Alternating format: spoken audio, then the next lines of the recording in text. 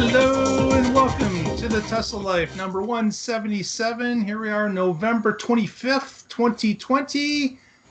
And looks like Casey is out of the witness protection program. Welcome, as always, Mr. Casey Green from somewhere undisclosed in the DC area. How are you today, sir? I'm doing better than for the folks at home. The smoke detector started beeping right before we were supposed to start the show. So, guess we got to run to the grocery store the day before American Thanksgiving. Yeah, amazingly, that could seriously be a problem. But looks like I did in what, 30 minutes? Yeah. Not too bad at all for the day before Thanksgiving, for sure.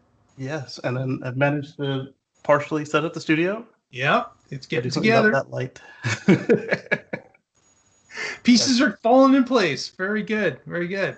Also, as per usual, Mr. Patrick Connor joins us from the West Coast. How are you today, sir?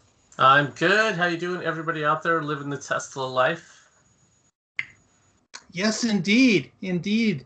So you guys have got a holiday coming up tomorrow. You've got the long holiday weekend going on. That's very nice. Yes. I'm trying to find some turkey to enjoy tomorrow as well, but mine was in October. We took them all.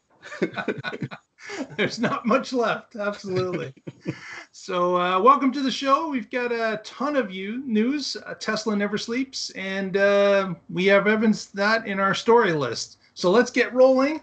And we're going to start with a story that Patrick has published on his own blog. Go ahead, Patrick. That's right. This is on carswithcords.net, and I've been teasing it on this show for weeks, and I finally got it out. Bean counters versus Visionaries. So it's why did so many analysts get Tesla wrong for so long? And I go through a lot of the reasoning that I think that happened, and how really, if you look at Tesla as a traditional auto company, you're going to get it wrong every time. And there's plenty of examples of that in history. If you looked at Google as just a search engine company, or Apple as just a computer company, or Amazon as just an online bookseller, then you're not really seeing the long-term vision of that company and the leadership they have, the ability for them to deliver on that vision. And so I go through the list of things that Tesla is. And there's like a list of 16 of them here. I'm not going to read it all to you, but I mean, they're a battery manufacturer, battery researcher, an AI company in both hardware and software. They're an energy company, a battery technology company, guerrilla marketing company. The list goes on and on. And that just makes them very different. And if you try to shove them into the same mold, you're going to miss so much about what's really important. And then I go on about how this really made some critics, because Tesla defied expectations in a way that people thought, oh, well, you must be cheating, because I did the math and it says here's A, here's B, so we should get C. And instead, you're getting Q out of Tesla. And, Tesla Q, that's not what I meant at all. So, yeah, they've gotten it wrong for so long. And this year alone, the shorts have lost $27 billion. Maybe it's time to admit they didn't understand the company. And here's an alternative view on what Tesla really is. So check it out. I hope you enjoy it. That's my article.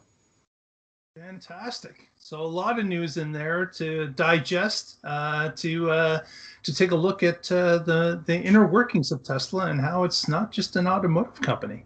Fantastic.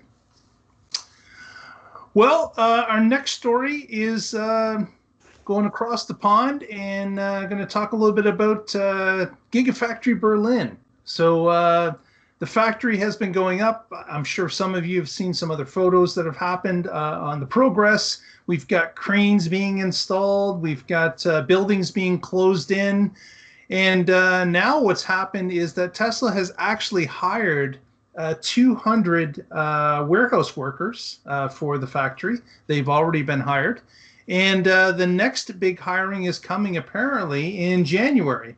And the jobs are being posted on websites as to what's available. 7,000 positions are up for grabs. So apparently at the end of this, in December, the job fairs are going to begin. So we've got We've got 7,000 positions to be filled. Obviously, we're going to have a lot of orientation going on with new people starting work in January. But that kind of gives us an idea, a time frame, as to when we expect the cars are going to start to being moving down, I guess, different aspects of the supply chain. So we're going to be receiving parts from suppliers. We're going to be putting those lines in place, firming them up, running tests, making sure that the pieces are in the right place. And we could start, I would say that we could start seeing some cars start to roll off that line, certainly within the first quarter of next year. The way that Tesla moves, I think that that's not outside the realm of possibility because, of course, this isn't their first kick at the can. This is the third.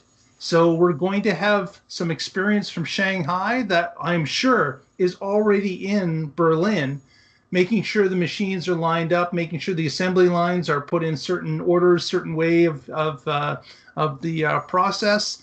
And that is going to certainly allow them to move a little faster, scale a little bit quicker than what they've been able to do in the past, as well as bring some of that knowledge of, hey, we had to make this adjustment in Shanghai. Let's just build it this way first in Berlin and skip that whole step. So that's going to be great. And of course, that knowledge will also be exported and brought to Austin when it starts to get into play as well.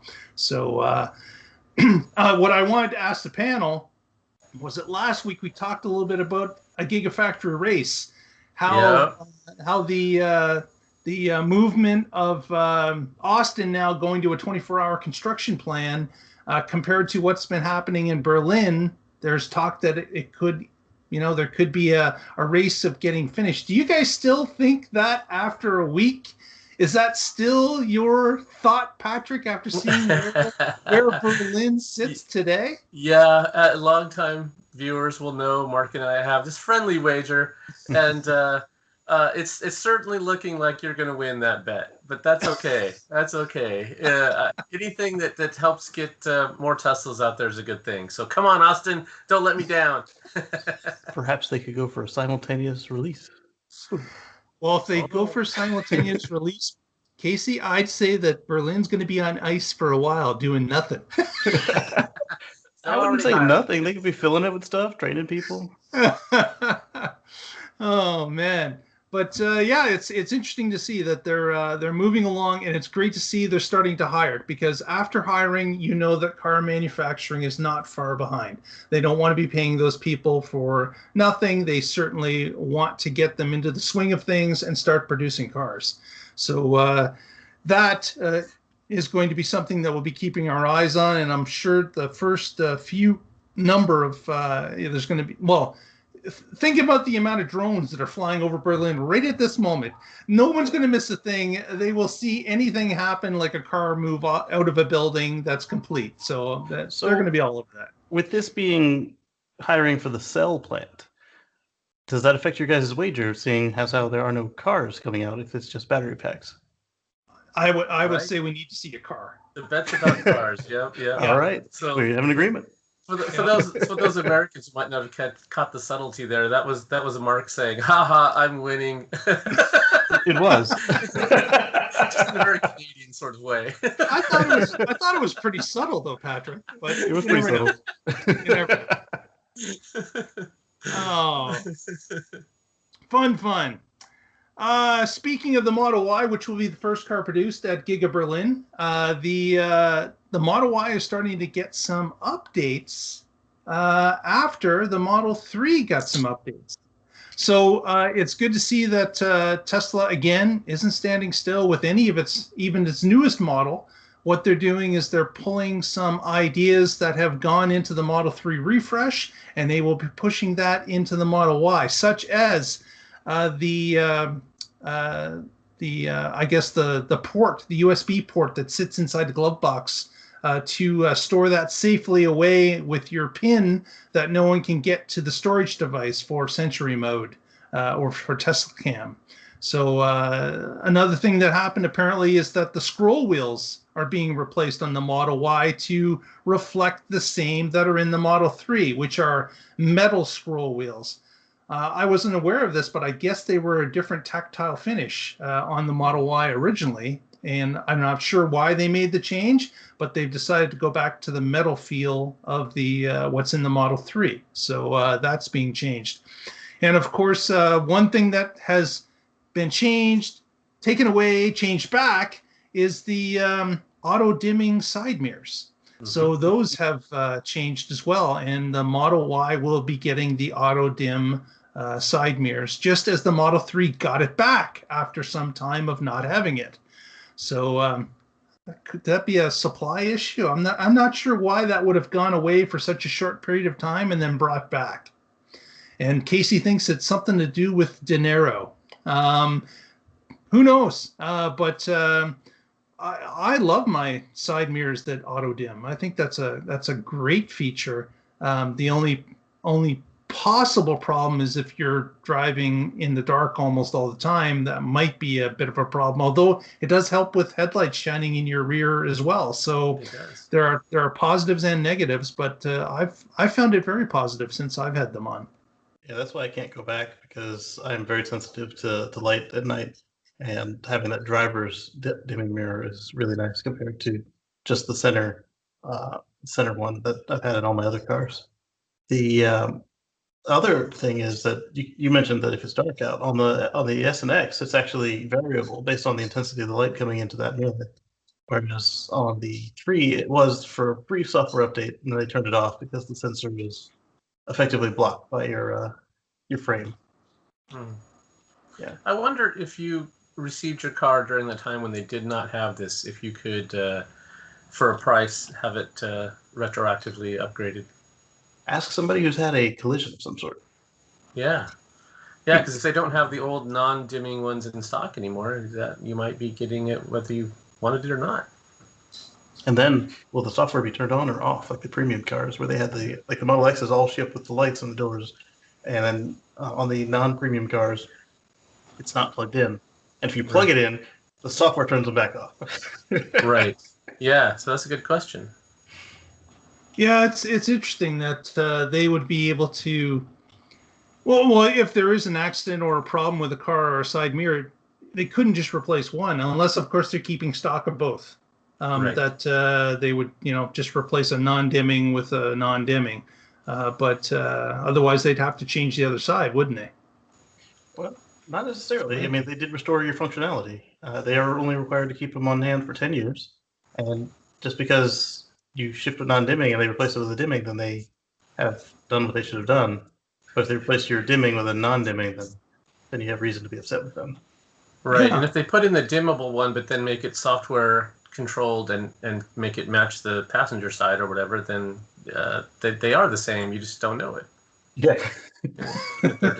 I would actually prefer a winker if if I was in that situation. Just let the one work and we'll deal with the other one later.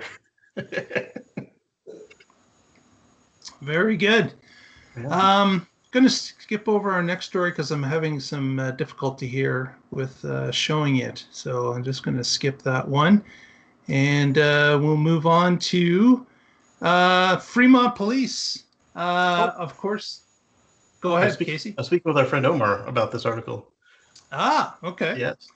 And the Fremont Police, as you know, had purchased a year ago a Model S used. It was a 85 battery pack, and I believe it was a 2014 car. And they had that now for over a year, and the police has released now a long-term test sheet on it. And they show that over the past year, the car has saved them, get this, $4,000 in just gasoline. Wow. So just in gasoline, the car saved $4,000 on idle time and, of course, driving time. And they have indicated that not only did it pass all the tests that they had put out from it, because it was a new car to them, they had to go through a number of different tests with it and record that over the year. But they've indicated that they were so happy with the savings and how the car performed that they are going to be looking at expanding their EV fleet And I can't believe they're going to be buying anything else than a Tesla for their next EV. So fantastic. There's another police department that purchased a used vehicle this time and is extremely pleased with the results that they've received over this past year.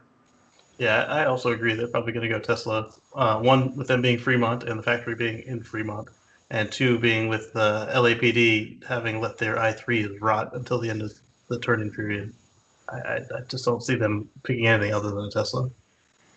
No, you're right. And like when LA bought all those i3s, and they're just sitting in a storage area. They tried to sell a bunch of them. That's just like, you can understand why taxpayers get upset when those type of things happened. But the LA Teslas, they were loaner cars. They got used up, and then they went back to at the end of their agreement.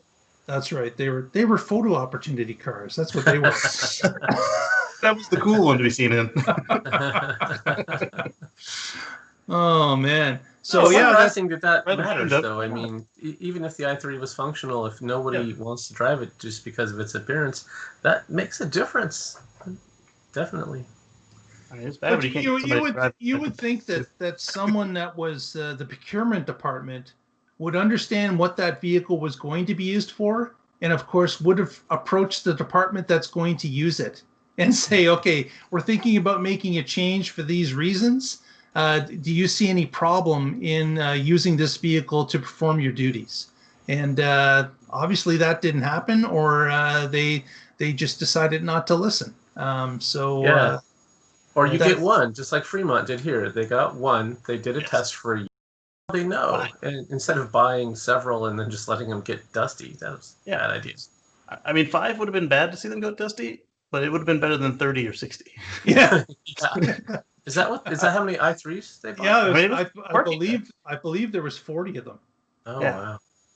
Yeah. The thing I don't understand there is, like, was it a matter of, did somebody oversell their capabilities, or did, like, I think it was for the ticketing force that, like, so it's not like they needed the performance out of it, but I mean, it's not like the i3 is a total slouch either. I mean, it's got bicycle tires, but that car would have been fine for a ticketing force vehicle. Yeah. But the question is did the officers that use it, were they boycotting the use of the car because they didn't?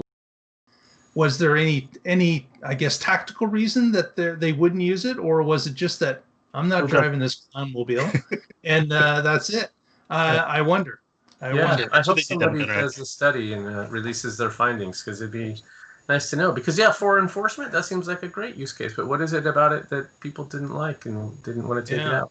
Or maybe if their normal enforcement vehicle was a narrow one-seater and they could not infringe in traffic lanes when they're doing their patrols for parking violations, maybe it's just too wide.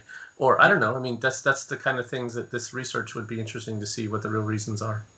But if I were an enforcement agent, I would definitely prefer to be sitting in a BMW than a rolling phone booth. Right. Yeah. True. They didn't, and I don't know why. Yeah. But I've driven in an i3, and they're nice. It's great. It's a fun car to be in. It's not. You're right. It does look kind of weird. And when you first see the width of the tires, you think bicycle. That's what I did. But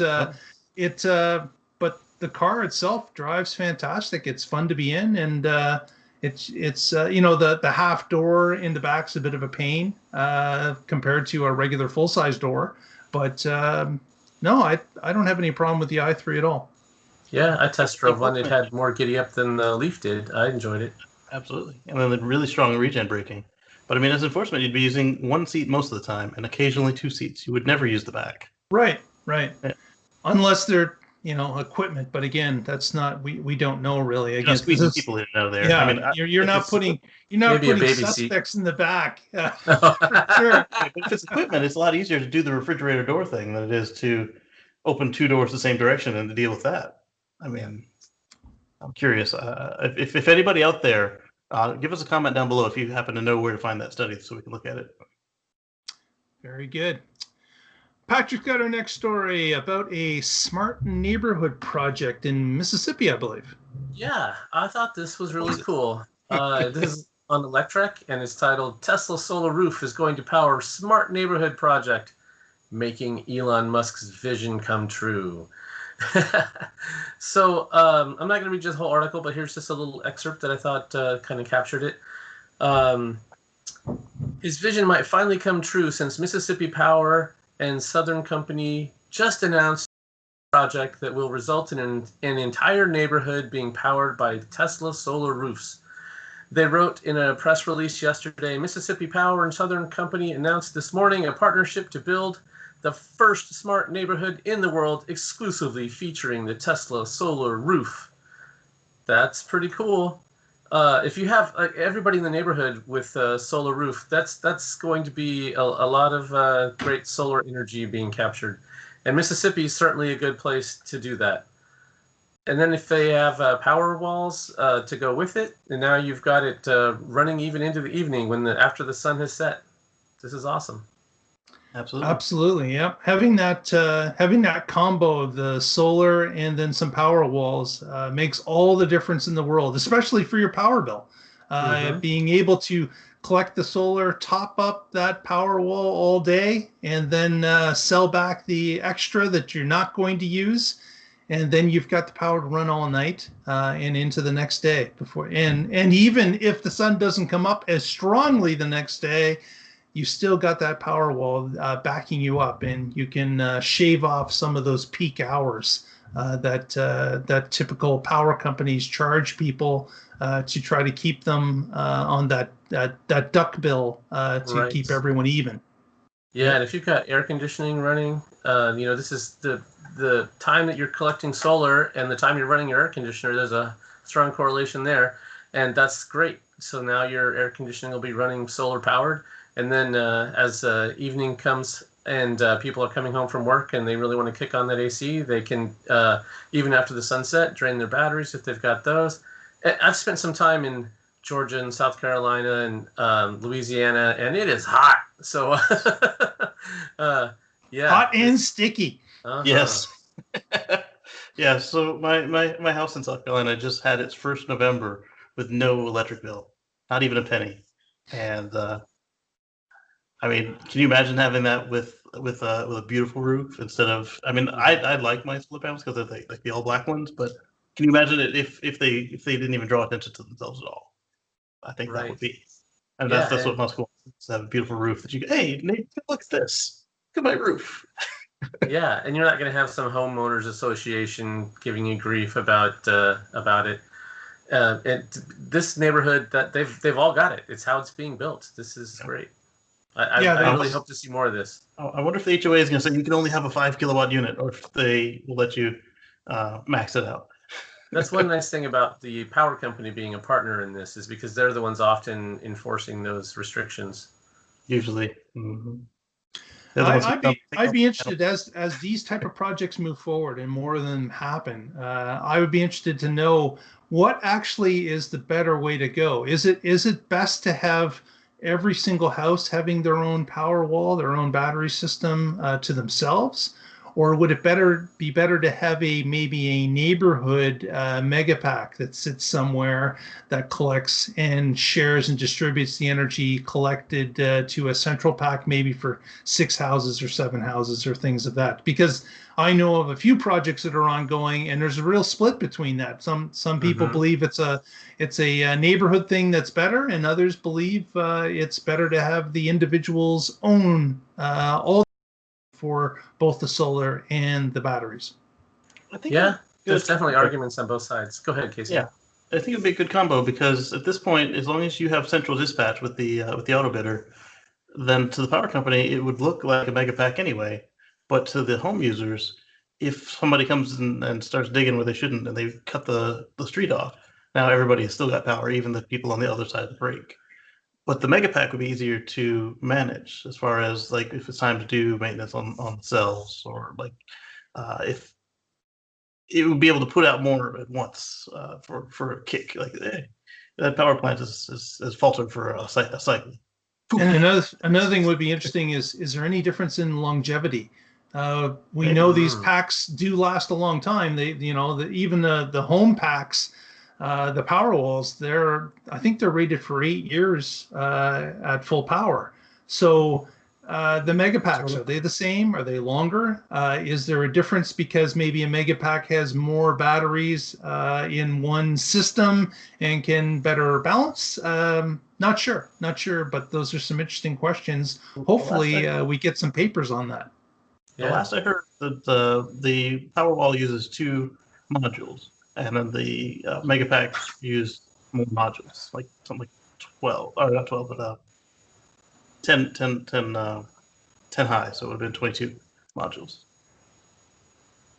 Yeah. So we'll keep our eye on that. But anyways, any of those projects are great, and we hope that more come online. These will be the examples that other home associations and neighborhoods will use to back up their decisions as well. So we'll be keeping an eye on that as they start to roll out. Yep, I misspoke. The Power Pack, not the Megapack. The Megapack is a lot more. Very good. Yeah, cool. All right. So yeah, exactly. So if any of you out there haven't already, please subscribe, give us a thumbs up at this point, and that helps us out in the numbers and gets us in front of some new eyeballs. Also, if you haven't, follow us on our Twitter feed at The Tesla Life, as well as our Facebook feed, The Tesla Life #1. And we thank Patrick for keeping us running on the Facebook feed. Very good. All right. Next story is a little bit about some Christmas shopping. So if you've got that Tesla owner in your life and you don't know what to get that person, here's a suggestion that we on Twitter this week. And I clicked on the button too quickly. Look at that. I shared the screen, I clicked on the button, and it was gone. It, of course, is CyberTrucks Socks. Cyber Socks, yes. The Tesla fan in your life will love some Cyber. So Feetly makes these particular Cyber Socks, and I'm sure if you go online, you can find out where they are and how to get them and how much they are. But they got this fantastic little Cybertruck design sitting on them. And there's a close-up of the Cybertruck on your feet. So for those who are waiting for that Cybertruck, this will be a little bonus you could get this Christmas just to tide you over until sometime next year, late next year. But some of you will be getting a Cybertruck, we believe, by the end of next year. Hopefully. Hopefully. Mm-hmm. Yeah. I got my car address up. I got my car address updated, but having a little bit of fun with the Tesla Kilo order.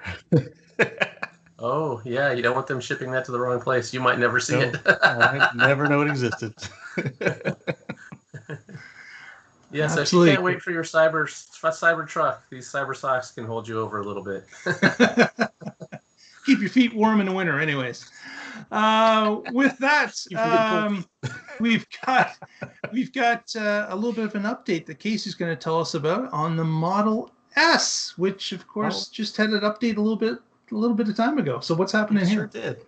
So let's talk about batteries again. So the Model S was it had recently got an update to make it the longest range production sedan, electric sedan, and then our friends at Lucid decided they wanted to do some stuff and make their car look good on paper. We'll see what it actually performs when it really arrives.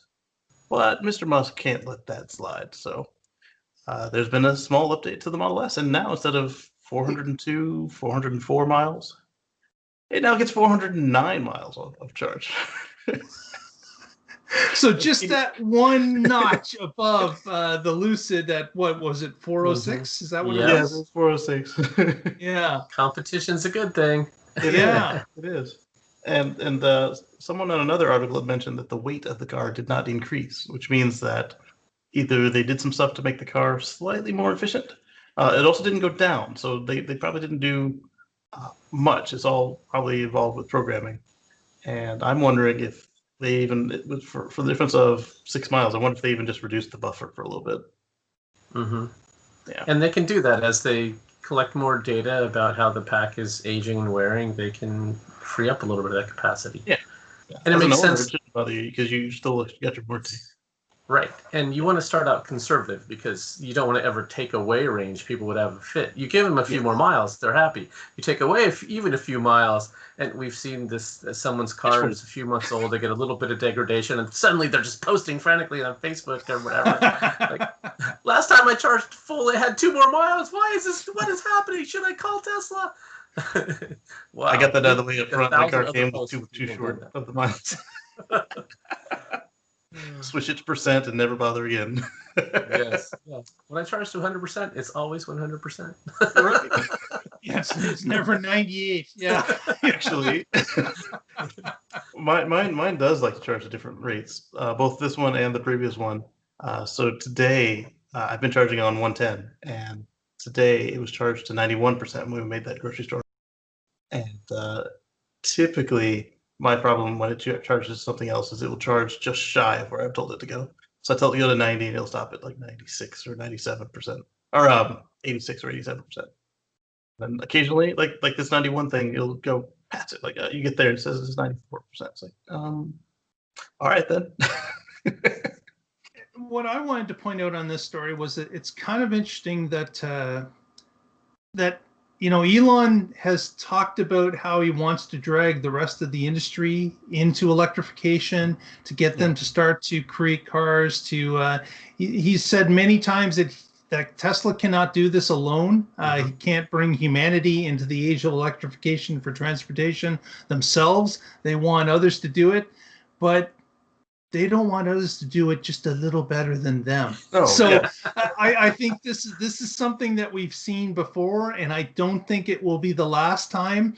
I think that when someone breaches a Tesla record or a Tesla strength, that Elon makes it his mission to say, all right, it's time to pull out our bag of tricks and modify the system so that we're on top again. And I would hesitate anybody that is out there if they're trying to build an electric vehicle and believe that they're going to beat Tesla in a certain measurement or matrix. I would suggest that they build in something that's a lot further and let them beat Tesla slightly. And then when Tesla one-ups them, they'll have to come back and say, boom, you got even more. So if anyone's out there listening in the auto industry, really build a buffer that you can come back with a couple times, because Elon's going to do this time and time again. They're not going to let Tesla be beaten by 4 or 5 miles of range. That's just not going to happen. So let this be a lesson to those that are in the electrification game. If you're going to step over Tesla, you better have a big buffer available, because you're going to have to pull out some extra tricks if you're going to get over one on Elon in this particular measurement. My favorite is when they do that to all of the fleet, not just the new.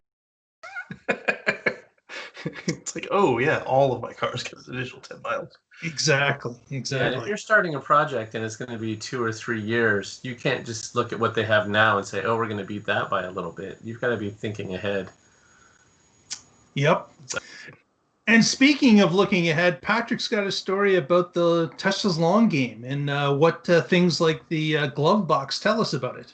Yeah, I thought this was a really good insight to Tesla and how their product thinking goes. So this is by Simon Alvarez. It's on Teslarati. It's titled, "One of Tesla's Most Minor Model 3 Updates Proves Elon Musk's Long Game, and How Skeptics Miss the Point." This is very much in line with the article that I talked about earlier, with the skeptics missing the point. And this is a great example. So when the Model 3 first came out, there was, the only way to get into the glove box was through the touchscreen. And its minimalist design, so much being driven by the center console, it was shocking to some people. And why wouldn't you just put a latch on the glove box, they'd say. That it's always been that way. That you're going to need to get in there at times, and you don't want to fiddle with a monitor or screen to do that. And Tesla listened to the feedback, and they made improvements, like if there's an accident it opens, because there was a case where someone's screen was shattered and they couldn't get their insurance information right away.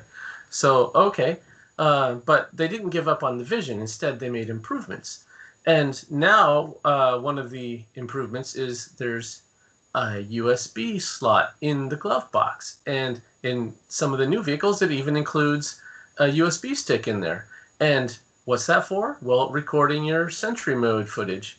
And there's a PIN code to access the glove box. So your glove box can be locked, and this is independent of your PIN to drive and independent of the valet PIN, so that you can lock that and prevent a thief who's broken into your car from snagging that USB and taking the footage of the event along with them.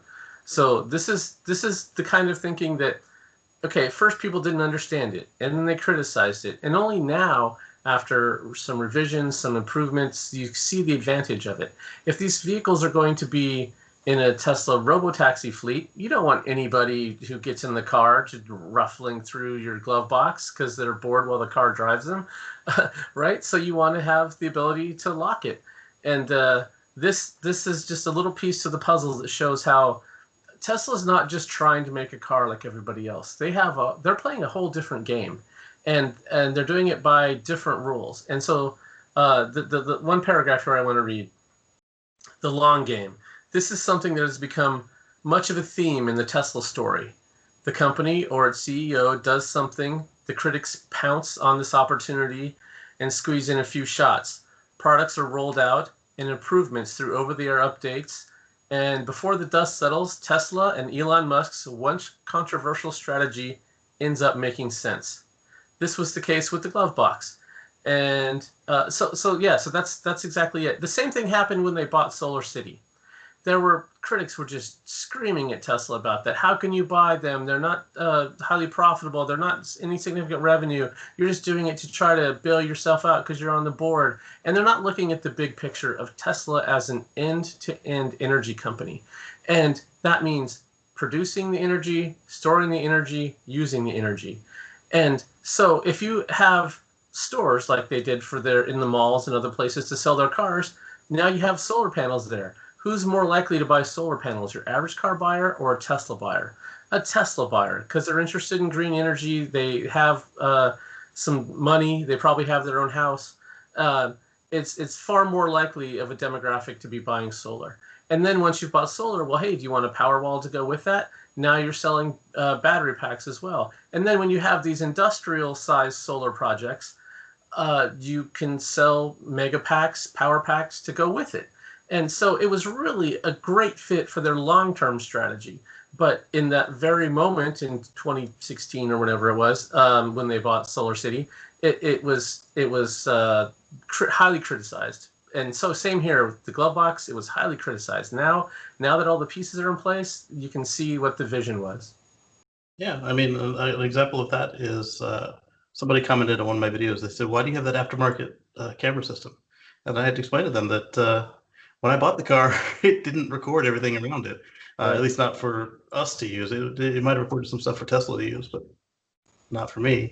And so why would I remove the system from my car and leave the marks and stuff that would be there when I could just leave it in and run them both? Right. Yeah, you've already paid for it. You've already got it installed. Yeah, exactly. Same here. In my 2016, I have Autopilot 1. There was no Sentry mode option, so I bought a camera system and had it installed. And so their vehicles get better over time. The pieces fall in place. What seems like, why the hell would they do that? If you just give it some time, that picture might clear up. Yeah, and it was certainly perplexing to me buying the Model 3 two and a bit years ago, where there was no latch on the glove box. That didn't make sense to me. Like, it was like, why? Okay, it's kind of neat that you're using the screen, but seems like a lot for a 25-cent lock mechanism that can be bought in volume.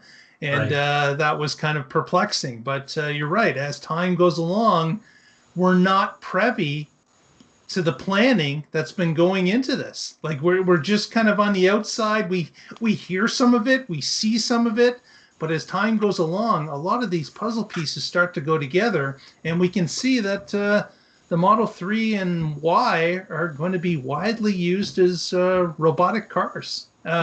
We see the FSD beta out there. We see people using it and how it's so much more than what we believe their first kick at the can is. Like we were all kind of saying, well, we shouldn't expect too much because we don't want to be overexcited about something. But my gosh, this is quite the step forward.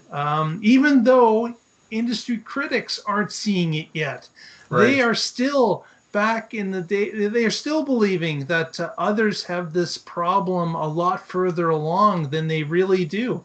Tesla has really leapfrogged here. And as it's going to become painfully obvious as they start to release it to more people. But right now, we as people that are watching Tesla intensely, we're saying that is a quantum leap forward. And there's many things that are all combining into this robotic future that we see the robot taxis coming. Like, it's just all fitting together. And I would even have to say that watching it again from the outside, I've got no real special abilities. I don't get any inside information, but just watching it, I'm thinking it's going together a lot quicker than what I originally thought. Maybe 1 year ago, things are really progressing faster. Casey believes they're going to be running shortly, but you Casey were right. There's a lot more going on in the background that we just couldn't see until recently. Yeah, and I like that they're not as, I mean, they don't always bring everything to the old cars, but they if it's good and cheap and easy to do, they push it back to the old car too. I mean, like the glove box pin. I mean, you guys with the Model 3 don't even need the pin. If it's not the driver driving, don't even show the interface. But for us, we have that physical button there. So we hit it, and what's it do? It pops up, hey, what's your pin? And when it first rolled out, you had to put the pin in, and then you had to push open and hit the thing. But now, you put the pin in, as soon as the pin is in, it falls open. Boom, done. Exactly. Yeah. Exactly. And with the self-driving, like we're not going to probably have it as cool as you guys do because, if you go to watch a movie, it's on a portrait screen, it's a landscape, but they still have backported almost all of it. And it's fascinating to watch this. Like as you see the people out there with the City Streets beta, you've got a Model Y, you've got a bunch of Model 3s, 1 or 2 S's, and 1 or 2 X's, and it's incredible to see them do what they do. Absolutely. Too bad Quibi died. Otherwise, that portrait screen, you might have been able to watch those. Right? Speaking of, somebody had asked Elon, they said, would you take LiDAR if it was free? And he said, no, I don't want it, even if it's free. I don't want to spend the power on it. And recently on Twitter, he was explaining that he's not against LiDAR because they use it at SpaceX. He's against using it at this application. And that's why he wouldn't take it for free. Yeah. Right. And then all the critics are saying that LiDAR is why he's behind. LiDAR and HD maps and all this jazz. Yeah. I think the industry is going to be surprised that they're going to jump ahead real quickly. And they're going to go, that came from left field. No, it didn't. Yeah. It's been coming all this time. He's been announcing for the bullhorn. And now that we're kind of in tune to what Tesla does, we can kind of see the breadcrumbs. We can see where this is going. And it's going to shock the industry, is what it's going to do, because they're all believing that Tesla hasn't got a chance, and the actual work is going to speak for itself. Yeah. So yeah, when you look at those Navigant research things that show Tesla's far behind, there's no way. You don't even. We don't know what the right answer is because nobody's done it yet in a level 5 kind of way. So how can you say someone's closer to it or not? This is one of those things that once it clicks, it's going to be there. But before it's there, it's impossible to tell if you're. Yeah. Anyway, you made the point well. Thank you. Next, we've got an update on the Fremont factory. We know that, of course, the virus is still everywhere in North America. We've got certain states that are going to more severe lockdowns or stay-at-home orders of things of that nature. California is one of those states because of their large caseload. But what's been indicated is that the Tesla Fremont workers in the San Francisco area, Tesla has been now changed to an essential business. So the lockdown that affected Tesla for about 6 weeks in the spring is not going to affect it if orders change for the county that Tesla is in. They're now considered essential workers, and the factory will remain open. That probably has some direct correlation to how Elon had brought it up with the state that, we're going to be looking at moving things. We can't be shut down for extended periods of time. I don't know. This is a good news, bad news story. I don't know really how to take it as to what's going on health-wise of people that work at the Tesla factory. I think everything's good. We're not getting reporting about any, major problems other than any other regular business that people get affected by this. But it is interesting that they've been moved to this essential workers role. I don't know that I agree with the characterization of now. I mean, they had it to begin with, and then the sheriff and that council person with the potty mouth got on their case, and now it's been reaffirmed that they were there to begin with. And I mean, they had experience with this from China. So like, I mean, the Shanghai factory had to go through this, and they learned a lot of lessons learned, and they brought all of that back into it. I mean, they're not out there to purposefully injure their employees. No, I mean, no one would be. Well, not these guys, at least. it is interesting to see the change well, again, there was this huge explosion of Alameda County saying that they had to remain closed, that we've received the paperwork as to how they're going to operate, and we agree, we disagree. There was all that going on for it seemed like a 3-week period solid where they couldn't get moving. And ultimately, it led to Elon saying, listen, we're starting up operations tomorrow. If you want to come and arrest someone, I'll be there at the plant. That was funny. And then it moved from there. But better him than some plant manager that works for him being arrested if somebody was going to be arrested. Yeah, exactly. Because there's certain individuals that like to accuse him of ignoring the workers and their well-being and being greedy and whatnot, and then they like to focus on paper profits about how he's the biggest billionaire now, up to actually, but they conveniently ignore that all of that money that they're dragging on him for having is all tied up in stock. And I mean, yeah, he could liquidate it all, but he's not.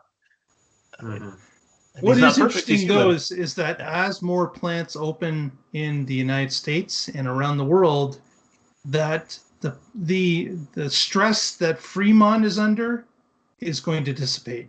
It's not going to be as required as before, being the only manufacturing plant that was running at the time.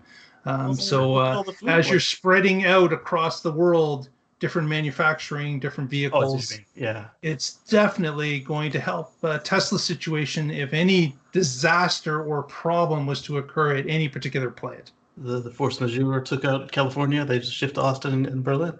Yeah. Yeah. That is one problem with the pandemic, though. It's global. Yeah. In this case, yes, you're absolutely right. Yeah, it is everywhere. Yes.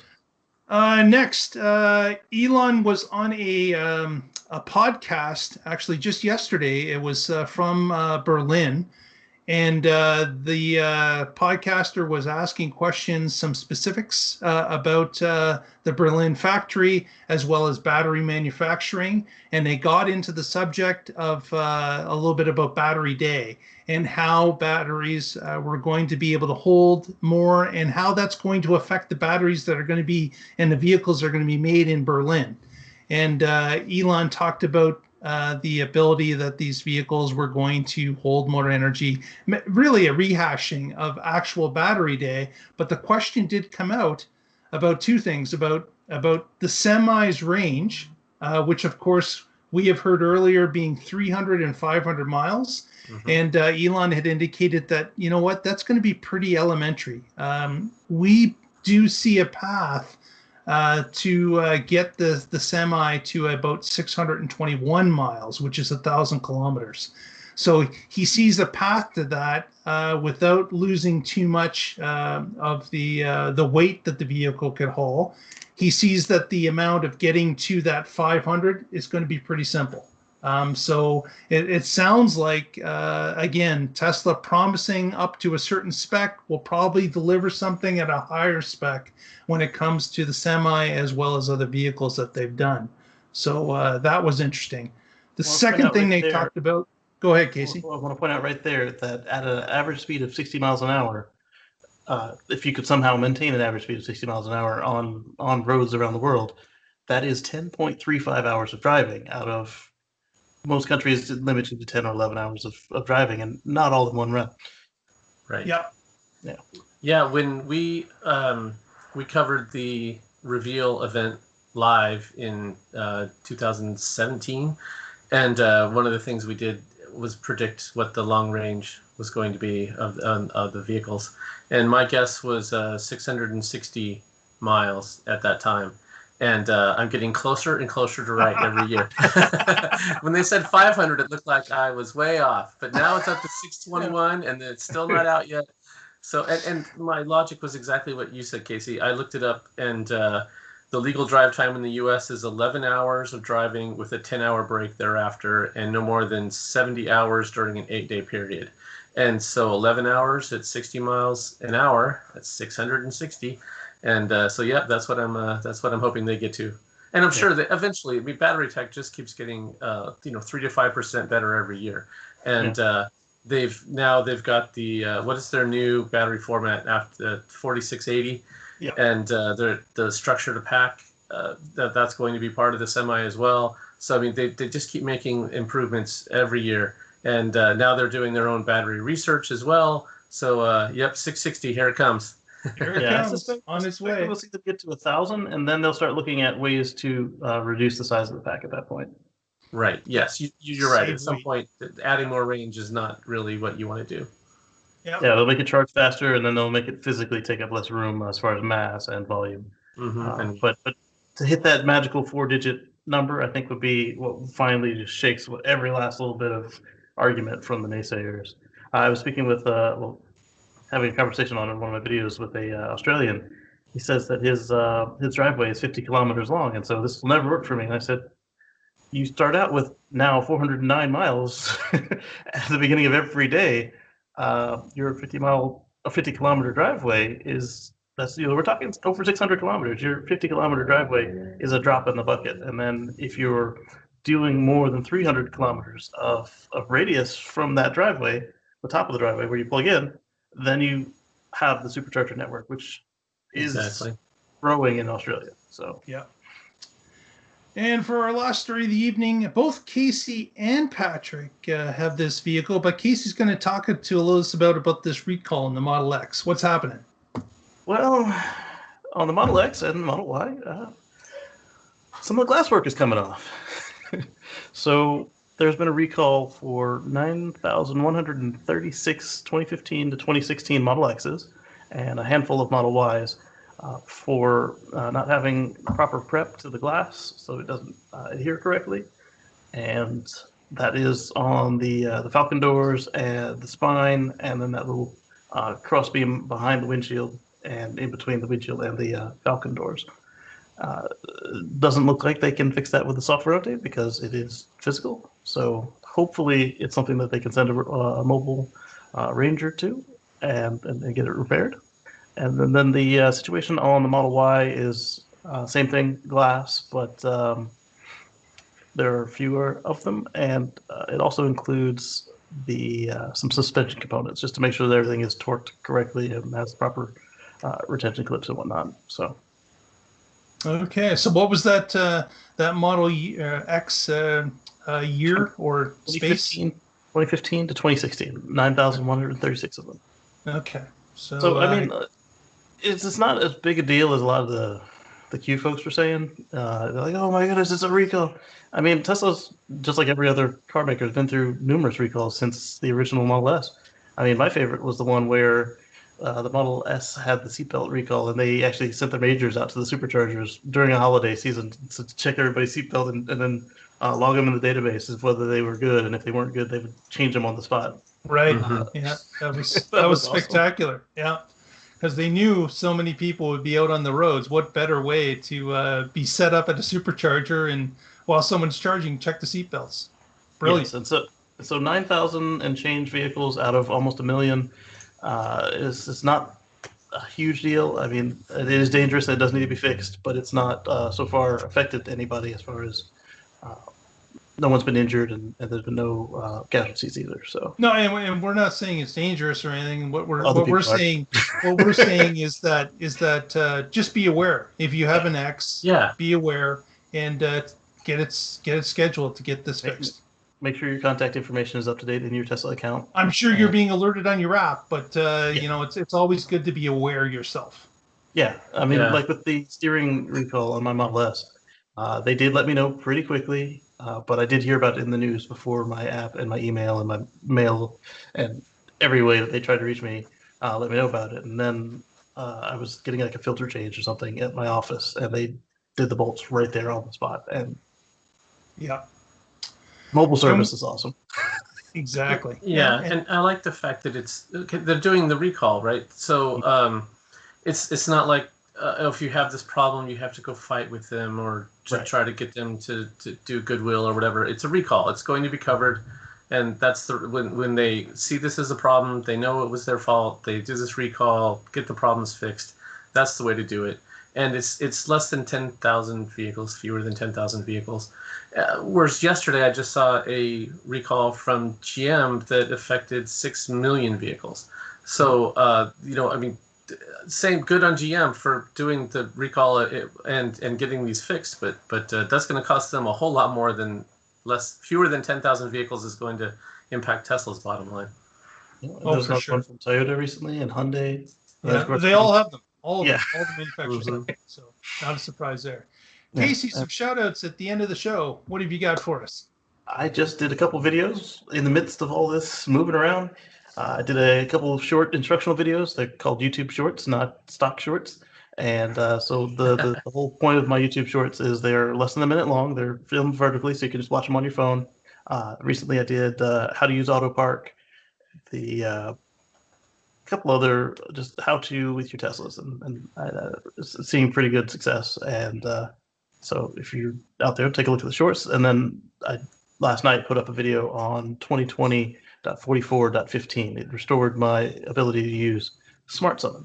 So a quick look at that. Very good. And the YouTube site is? At youtube.com/Casey Green. That's KACEYGREEN.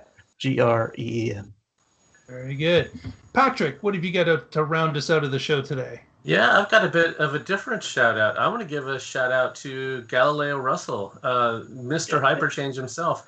I have just joined the Hyperguap, his syndicate. Yeah, so I've joined his investing syndicate. If you're an accredited investor and interested in companies like Tesla, this might be a cool thing for you to check out. And yeah, so it'll be interesting to see what sort of investment opportunities come out of this. I'm very excited about it. Maybe we should get him on the show sometime. It would be cool to chat with him. Let's do it. Good. Yeah. Yeah, and then I'll give my usual shout outs. I'm with the Oregon Electric Vehicle Association. You can find us at oeva.org. And I blog occasionally at carswithcords.net. Thanks. Very good. Okay, so with that, we want to thank you for watching the show. We want to thank Mr. Lee Moon for using his music every week. And with that, we will find out what's going on in the Tesla life next week. Be sure to join us. Thanks very much, everyone. Enjoy your evening. Bye, everybody. Got something he wants to tell us to do as well. That's right. Enjoy a future free from fossil fuels. Bye, everybody. Got it in. Fantastic.